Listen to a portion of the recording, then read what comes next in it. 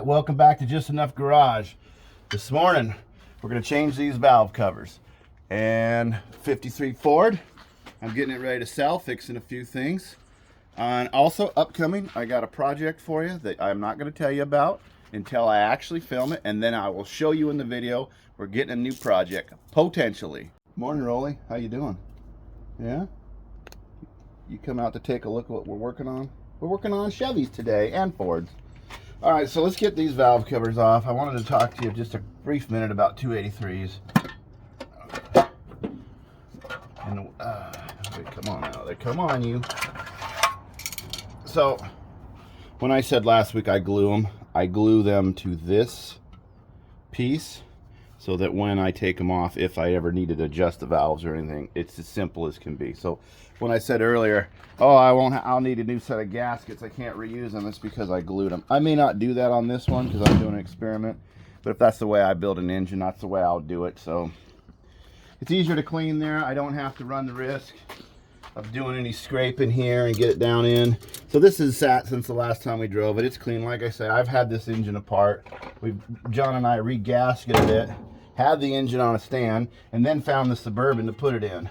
But I changed these valve cover gaskets from those chrome ones, which had the venting, and then I've been given trouble with it. So that's kind of why we're here today, to see if I can fix that venting problem. Ooh, we might have to take the alternator off. All right, well, that's down the road. Let's talk about this real quick. So if anybody is a historian, when I'm talking about a historian, you got to understand the small block Chevy. 1955 was the 265. To identify a 265, obviously it has casting numbers, but they don't have any side-mounted provisions for the Chevy style bolting. So let's come back over here to this 283 real quick. I want to show you this. This is some history here. Sometimes I antic up, and today I'm being serious. So you can see the traditional 3-bolt Chevy motor mounts, right?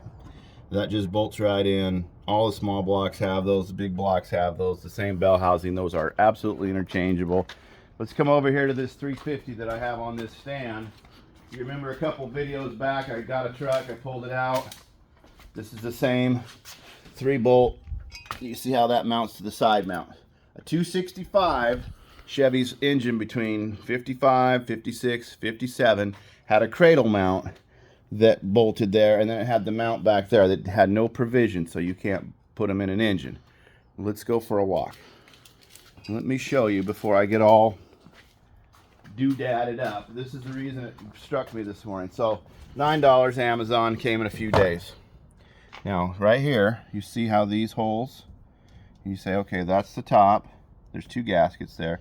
Let me just take one out so you can absolutely identify what I'm doing. I'm going to slow down this morning and give you an education that's probably worthless because these engines are 70 years old. You never know what people have. And this is a good way to identify them. Okay, this is a Felpro, nothing special. It shows you the engines. Okay, so then why is it doubled up? Now, if I was to put it here, you would see that it lines up with this set of holes. But why is it their set of holes? And if you were to take a straight edge, this being my straight edge, you'll see that that's at an angle. And then this is a straight one. See, 90 degrees at an angle. So these that go on that engine are straight. Okay? We come over here to this small block Chevy from the 70s. These are from the 60s. This is from the 70s. You were to put that on there. These are straight. So now, why is that hole there? Let's go for a walk down to my driveway, and let's talk about my rat rod. Okay, you've seen it in the videos in the past. It has a 283 in it. Let's put that on pause, John. Walk down there. I'll bring my cardboard so you can identify it, and let's go take a look at it. Okay, so this is a 283. Now this is let's on the side. It has the mounts. You see, it's got the bell house. I mean the motor mounts. But I also am using a front cradle on it. That's just the way, because that was what was mounted, and I redid that when I built this part of the frame. So let's look at this 283. This is a 58, 59 block. Okay? And you look at, well, maybe it's a 57, 58, 59, but you look at that and you'll see that has got the angled mounting holes. They're not straight up and down. Hopefully you can see this. They're the same in every respect. Ooh, I'm losing a washer. They're the same in every respect, except for, you see how those are straight and these are angled. Now, they changed that with the next version of the 283. And what happened is, if you can also see behind the distributor, you see this tube right here where my hand is? That's called the road draft tube. You've heard me mention it. What that does is it takes internal pressure, and underneath the intake manifold there's a round canister. I believe it just takes the vapor, it doesn't take the oil. It's like a very early crankcase ventilation. And that comes right down, if you can see down there, John, by the starter or whatever. It's right here. Yeah, there it is. You see how it goes down the cross member, and it goes right out underneath. So any vapors are going underneath, and the road is drafting and creating a vacuum, and it's pulling that out. I don't know. So when I put these valve covers, which are similar, which do bolt on to the newer one, even though it should be on an engine, these heads could be, they're all universal, but these heads, this is a power pack motor, these heads are angled. So if you were to ever get into messing around with the 283s, you got to kind of know what years you got. They're the same, not same, right? So anyways, I wanted to show you that. I wanted to show you the gaskets.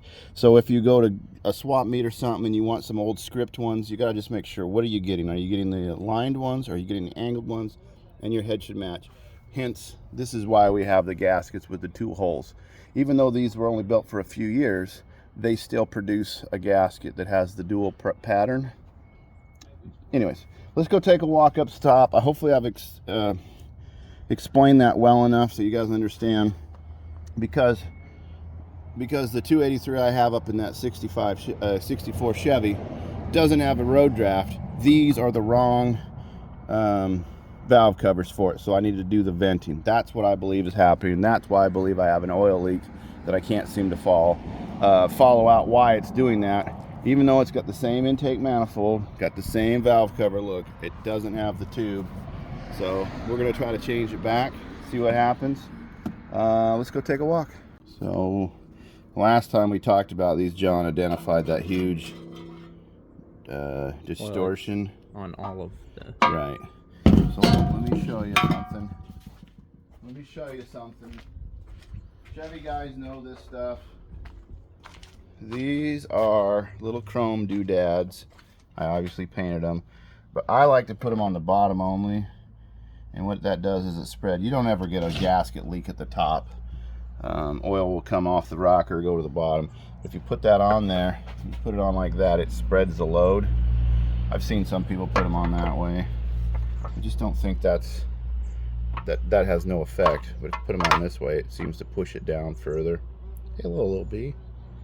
Go on, go away. Anyways, so what's happened is somebody ran these without, and they just kept tightening it, and you can see, get out of here, you sucker. That's how you die. Anyways,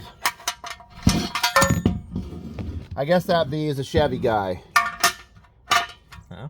All right, anyways, you see that's the deterioration John was talking about. So we'll straighten it out with our little hammer with the broken handle and our little anvil here.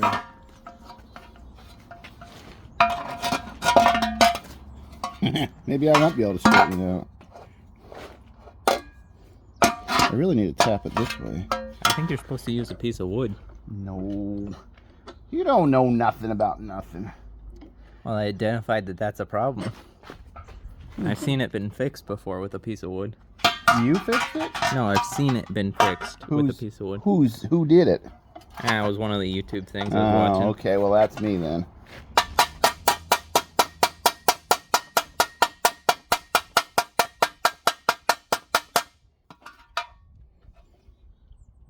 Piece of wood.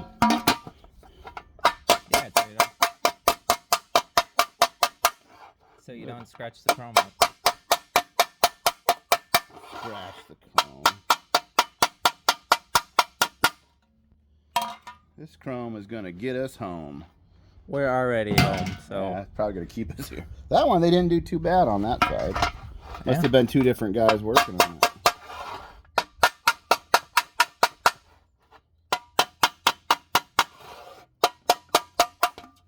Or the other side was leaking and this side wasn't. Okay, so now we're back to this. So I've given you the lesson on 283s and why there's a second hole in there. You throw them in there. Boom, bada bing, bada boom. The double hole part, it was supposed to go at the bottom. I don't really think it matters because if you flip it over, it's still going to fit however. Maybe someone can tell me, why is there blue on one side? Is there supposed to be? Does that matter? Is one side supposed to say, hey, that goes towards the engine, that goes towards here? I don't know any of those answers. I'm a hack. I just do it my way. If you read the packaging, maybe it'll tell you. You think if we read the packaging? I say it maybe. I don't think there's been instructions on parts in 50 years, John. You say that, but those shocks you got for your RS Capri, those had instructions. And he told you to ignore step 3. Well, let's see what this one says.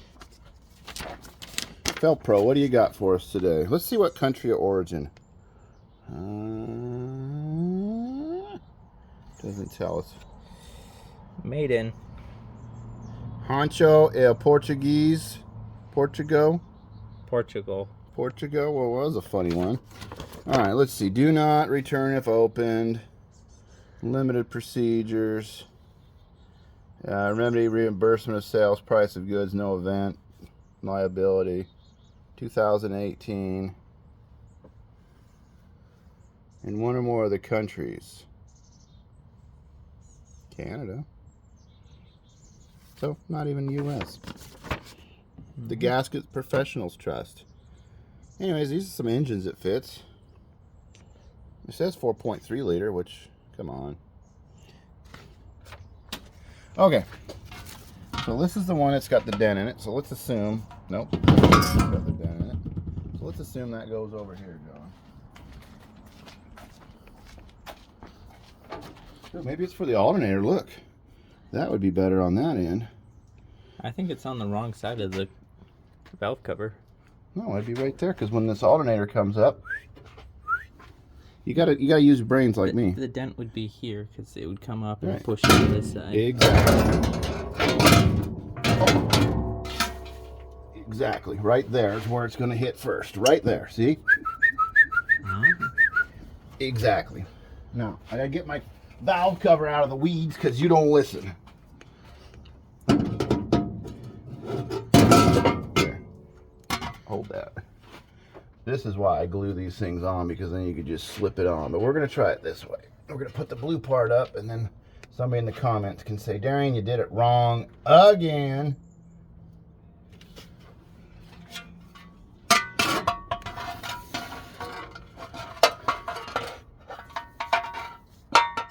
Okay. Oh, man, that looks good. That's race car stuff. Anyways, I got these washers and these little bolts. I think I'm gonna have to go get my scratch awl, John, to align the gasket. Okay, that one's gonna work. You already don't like it. I'll tell you why I don't like it. Because I can already feel it. It's laying out all right. I guess I'm just being crazy. I bet we're gonna have oil leaks now because I didn't glue them in. Yeah. It's a Chevy. It's supposed to leak. It didn't last time until it was... Until it leaked when you put the other ones on. Let me... Oh, I'm dropping all the screwdrivers. I can get this top one now. Let me get this top one. I can see that one's lined up. Mary, you're going to have to edit this. This is boring. Boring.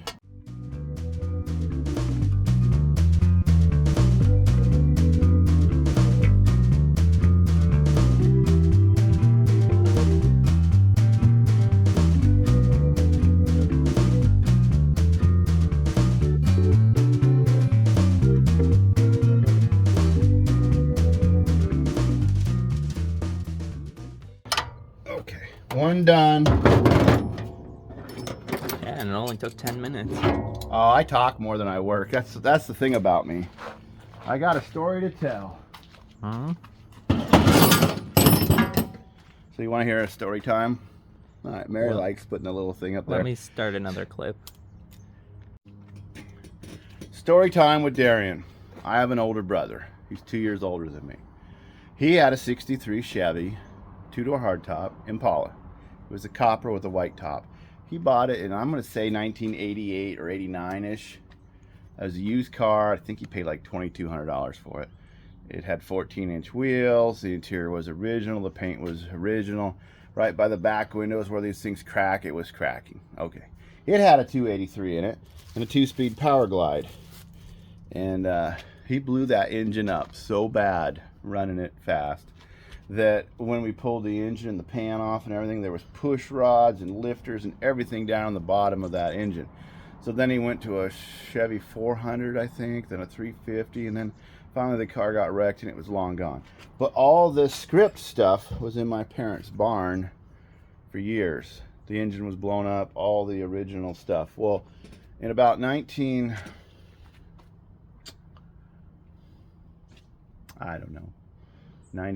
98, they decided to sell the house and move out. So all that junk went into the dump, and I remember throwing it all away.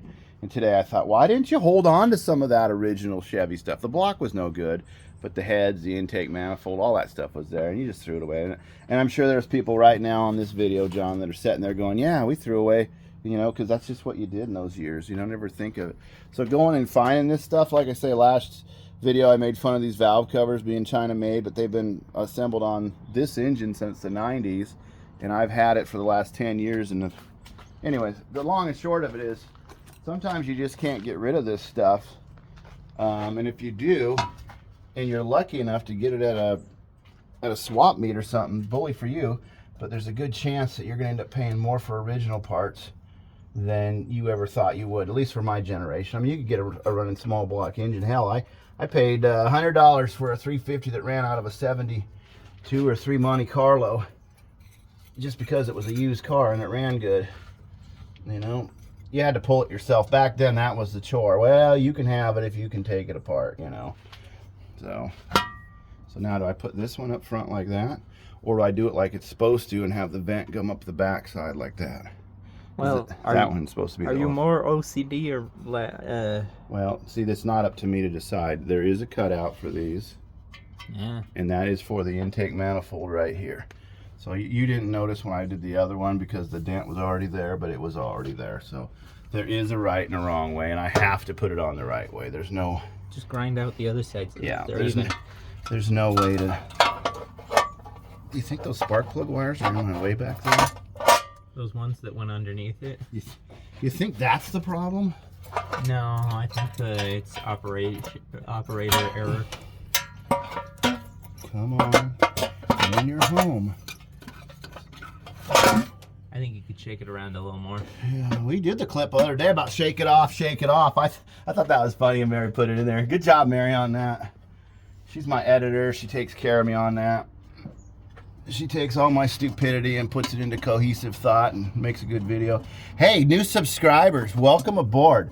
The other day, we went from 660 something to 670. I mean, we got 5 guys, so thank you very much for those 5 or 6 people. If you subscribed in the last week or so, super awesome. I'm trying to put out good content. I'm a limited budget guy. I have a small budget I can spend on things, and I work full-time. And if you hadn't seen some of my videos in the past, go ahead and watch some of those. We're constantly doing stuff on this upcoming project that I'm hoping to fetch here in the next, well, tomorrow actually. We'll bring you along. I probably won't film a whole lot on this guy's property. I'm not very much for doing that to somebody, but I'll show you what it is. I'll talk about it, but I don't want to say anything in case I jinx the deal. You guys ever think that way? Let me move some stuff. You ever think that way, where if you talk about it, you jinx it? I know, it's called paranoia, but that happens, you know, if you tell too many people. And they actually, here's some philosophy mingled in with valve covers. They say you're never supposed to share your ideas with people.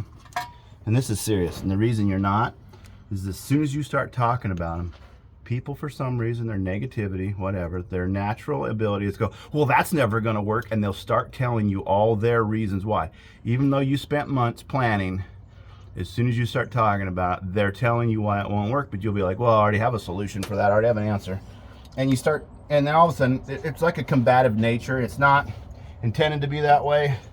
but it starts out that way. So you're not supposed to discuss relationships, finances, major purchases. You just rely on yourself, do your own research, and you go with what you feel good about at the time. Because the more people you talk to, you'll actually talk yourself out of it. I had this friend one time. He says he will like to buy something on Amazon or something, but he'll read all the reviews and he'll actually talk himself out of it because he'll hear 3 or 4 negative things, even though there might be 500 positive reviews. He goes, well, I don't know, it might not work because of those 3 experiences. And I'm like, dude, you're wasting your life. Just, you take a chance and you go for it. Anyways, this project we're getting is going to be kind of like that. It's a project that has been abandoned. It's come into a situation where I can get it affordably. And so we're gonna go take a look, and anyways, let's finish the valve covers, and then we'll get back with you. So 53 Ford, it's another thing I'm working on today.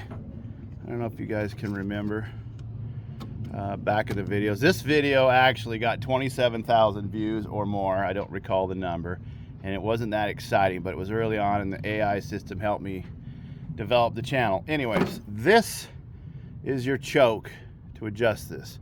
If you guys have been following it, you remember I always have to wire that open because it used to, this is the way the Ford had designed this, was that it had a heat pipe riser that came off the exhaust manifold, came up, connected there. I don't have that. I don't want to do that. I have this custom-made high-rise intake manifold that I did to make it all work. It's a 300 with 240 head, or is it a 240 block with a 300 head? What did we end up doing? I think it's the 300 head with the 240. Yeah, so we made it the worst part of the, well, anyways, I put 2 engines together. It runs fabulous. Absolutely great engine. Hey, look, I'm missing my PVC on this one too, John. Yeah. It must have came out when we were wheeling it. All right, so this got a little work, but it doesn't matter. I'm getting ready to sell it. This is what I'm talking about, this choke right here. Now, if we take a walk, let me put you on pause. We come in here to the carburetor wall of shame, and you see that carburetor right there. Look what it's got on it. It's got one of those electric heat risers, and it looks like it's 3-bolt. Is it universal? Can I take that off and put that onto the Ford and solve my problem with a 12-volt wire? We're gonna find out. So I'm here in the shop, the 302 5-liter Capri. Remember, and there was a video previous on this, we put this on brand new. It has one of these. The carburetor we just did on the Suburban has one of those. So I'm hoping they're all universal. These are Edelbrocks. I'm going to try to adapt it to that 1-barrel Ford. That's coming up in my video, but we're going to run to the store, finish the 64 Chevy, then we're going to jump on the 53 Ford. So we got to run to we're going to run to the O'Reilly's. Anyways, it's a mile or 2. We decided to take the rat rod since I was bragging about it this morning with the valve covers and everything. I'll show you how good this one drives. There is some videos on this again, but they're a year ago.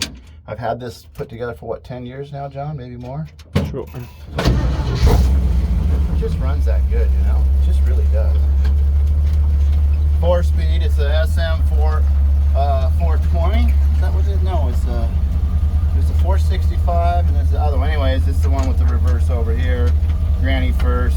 Came out of a 69 Chevy truck. The 283 is that 58 version, as near as I can tell. Homemade. I put a Dodge master brake cylinder and some stuff on it, so it's got the 4 pedals. You can see right here, it's my clutch linkage. You know, it's all homemade. I put this together. It's supposed to look rough and tumbly. You know, it's a rat rod. It's supposed to look.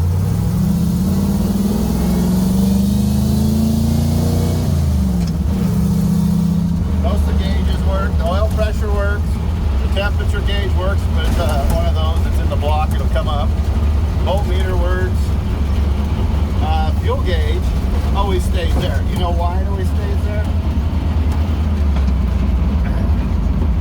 This is why it always stays there. It's for looks.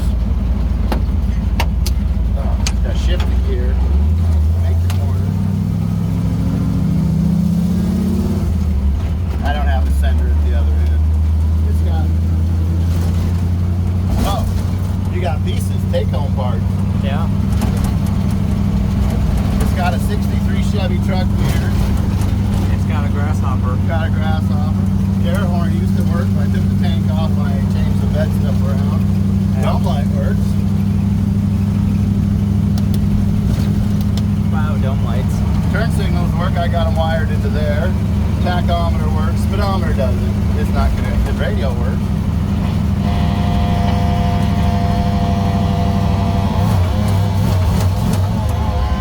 It's jamming tunes. Oh yeah, totally. It just listens to the alternator mostly. It's the sound of an alternator. Yeah. But if you're just sitting parked without it running, it works great. Yeah, it works all right. As long as you're not under power lines. This is your headlight switch. They work, but the knob come off. Oh, good. Turn signals work. When I actually use them, I'll use them, but I don't want to confuse people by pushing them too early. Now.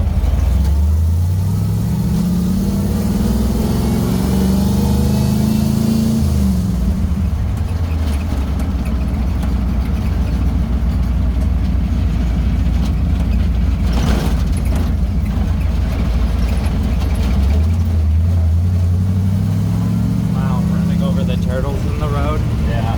So one thing we got to do to this sometime, John, and I drove it all week to work. Okay, I drive it probably once a year all week to work in August, which is August now. Is there's a little bit of play like this, just a little bit of play, and I see where it is. And it's where the drag link connects to the pitman arm. There's just a little bit of play in there. We got to tighten that up. But when you're driving on the road, and the road I drive on is pretty well rutted up from heavy industrial truck traffic, you can see the ruts. And if you get into those just right, it kind of does like a ping pong thing. And at 50, 55 miles an hour, it's not that comfortable. It's not that scary. It's just you don't want to, you don't want to mess around. Otherwise, if the road's flat and straight, this thing does all right. That little bit of, you get a little bit of a shimmy in it, and you kind of got like, okay.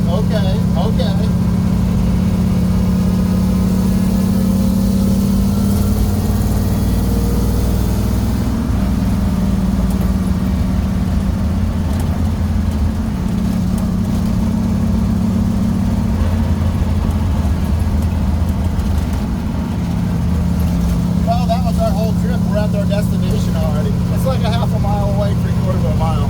Yeah. Anyway, we'll catch you on the way back.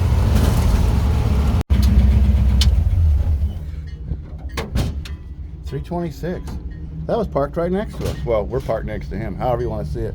Pretty cool. First generation Firebird. Original tires. Hubcaps. PMD. Pontiac Motor Division. That's pretty slick. Guys, we'll probably end up talking to the guy. Who knows? So I got this down from the wall of shame. This carburetor. And inside here is some spring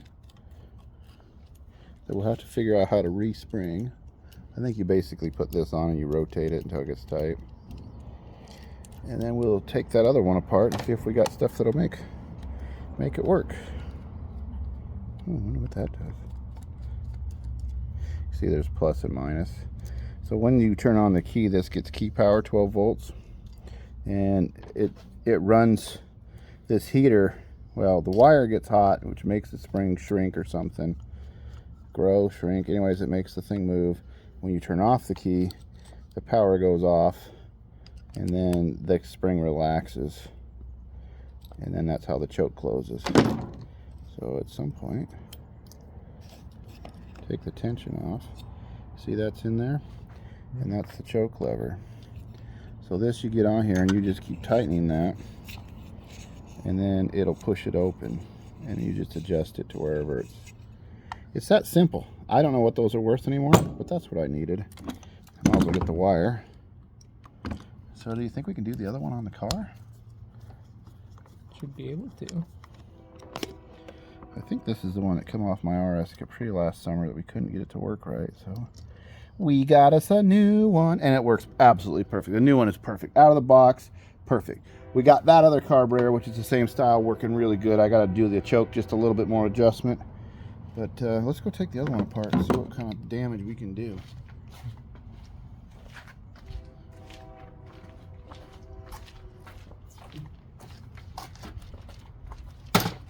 So this 53 Ford, we were saying earlier, has got this 6-cylinder engine. It's on an 86 F-150 truck frame. I paid a couple $100 for the car body, under $200 for the truck. It was complete, but it, it had a bad engine and stuff. I took it all apart, Made this a monstrosity out of it. You guys saw the video. We took it in the woods. It's actually dependable as hell. It runs good. A couple things I would do different if I was to do another one, which the Z car coming up is another one, but I've already made those same mistakes. I think instead of doing frame on frame, it would have been smarter for me just to copy the motor mount and the body mounts and try to make it, but I'm lazy. I just cut and torch, hammer and welder, and that's the way I do it. But everything else worked out all right. I guess I've never had a vehicle that was worth a hoot. That's probably what it is. Yeah, probably. Under here somewhere is a little screw. Can you see it? Yeah, you got your screwdriver practically on. There it is.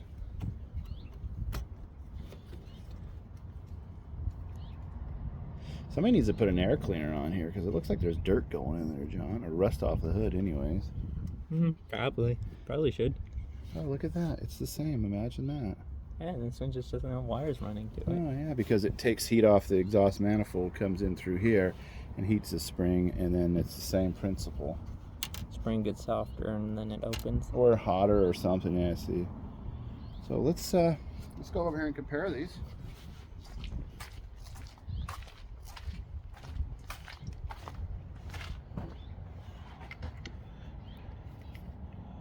They look the same. Once again, carburetor wall of shame. Don't throw it away. You might need it. Might. Let's see if she works. So that hook would just engage in there. You see, that's your choke. Once you set this, pump the throttle, and that will go all the way. So, as long as we get this down here. We put the screws back. Oh yeah.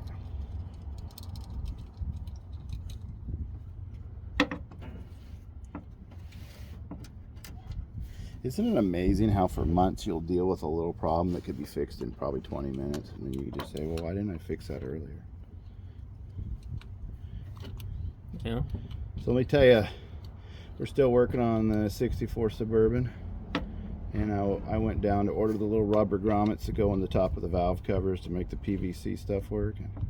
They had one on the shelf in their help section. Great, got it.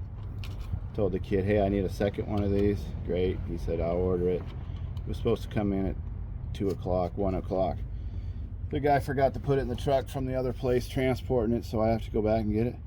But you know, that stuff's available, that rubber stuff. It's kind of expensive though, $7 for one of them, but whatever, I guess that's what it costs. I had $14 invested in rubber parts, but if it makes the front seal stop leaking, that's a good investment. Yeah. Oh, yeah. I guess nobody cares about this part. Let me put the wires and stuff on, and then I'll show you if it works. So we'll get back to you in a minute, because I'm going to get frustrated with this screw dropping it. Okay, update. This deal did not work. It works.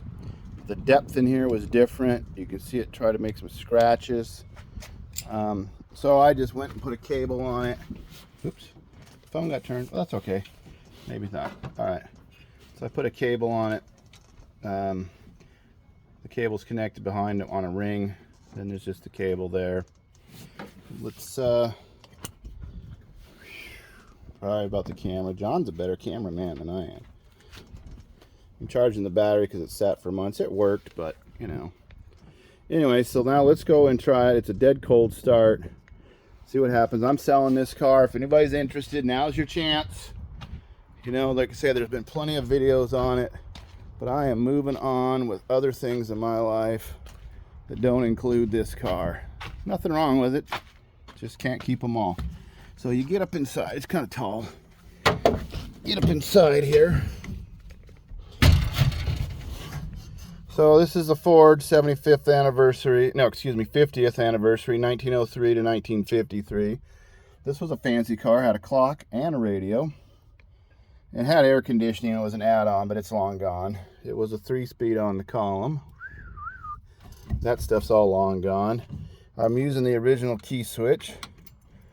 So So then I put the foot on. This is a fan in case I needed it. Never did. 4-speed transmission. I think it's the new process 435. It's got the granny low, so you do it normally second, third, fourth, reverse.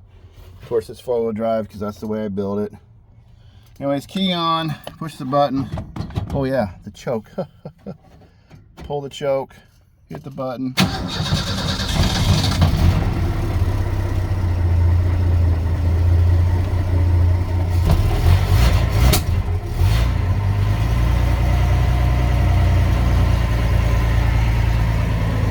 Get out of here, fly. This runs okay. Like I say, the engine and transmission are solid on it.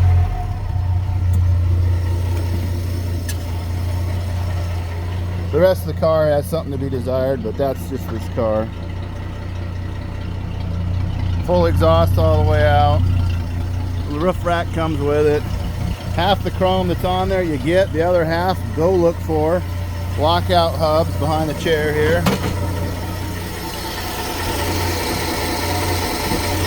I gotta find an air cleaner for it still, but it's got new brakes all the way through, new hoses. It's got a lot of features. Is it a daily driver? No. Is it a weekend cruiser? You bet. Is it a gambler car? You bet. Is it a light off-roader with your car seats in the back? You bet. I don't think I'm gonna ask too much for this one. I've got a clean title. Check the comment section. It's for sale. Yeah, it even comes with a broken window. What a deal. Let's see what happens when we shut her off and just...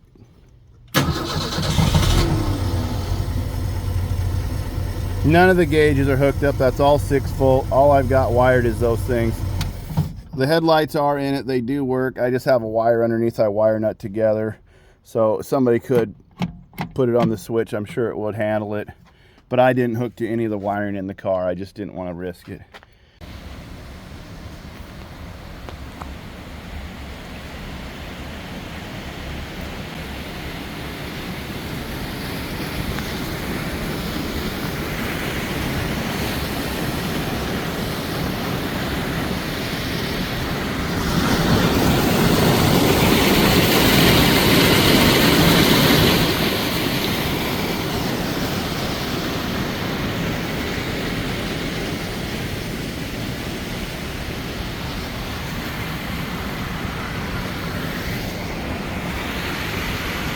Wow, sometimes I do ride my motorcycle. Okay, last little clip. Jonathan, myself. We finished the Suburban. In the Suburban, and we finished the valve cover stuff the other day. We had a busy weekend. Quick update. I bragged about a little project. I haven't able to get it yet. The guy went out of town, but it looks good, so we'll let you know next week. We put the PVC on there. And then this one vented right into the air cleaner. It's just right there for now. What we'd had issue with, I guess you've seen in the video, that thing was leaking oil. I think that that's going to help us. John, why don't you go ahead and let me pump the gas twice. You go ahead and hit the key. Oh, it needs more gas than that. We'll wait for that Harley to go by. Quit bugging us. Go away! It only runs if it's running wide open. Okay, here we go. Go ahead, John. Oh, it's going to require a little bit. Go ahead, bud.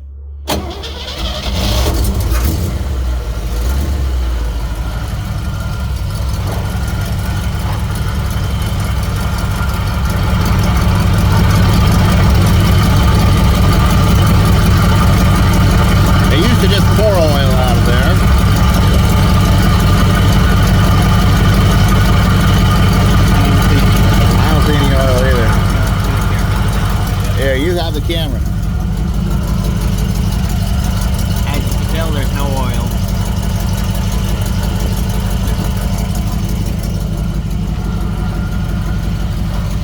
So the question is, what did we learn on this? What we learned is have the right valve covers for the right engine. Is that what we learned? Use the right parts and it works good. Weird. Why don't you go ahead and shut it off? Nice job. Oh, we're super happy about that. This is a good running little engine, really. Don't give up on your projects. Speaking of projects, this, I told you guys I was going to sell it. I went in the house to find the title. I've lost it. The worst part is it wasn't in my name yet. It was just a title that I've had for years. I've lost it, misplaced it. So it's not for sale yet. I'm going to do some title work and some paperwork, make sure it's good to go, and then I'll let you know. But that means the Suburban's next. If somebody still wants it, somebody's interested, contact me through the email. Otherwise, what are we doing? I think this week we're going to see if we can get that other project. We'll draw this thing to a close, and thanks for watching. You got to do the thumb thing. I mean, the thumb thing. Yay! Yeah. Talk to you later.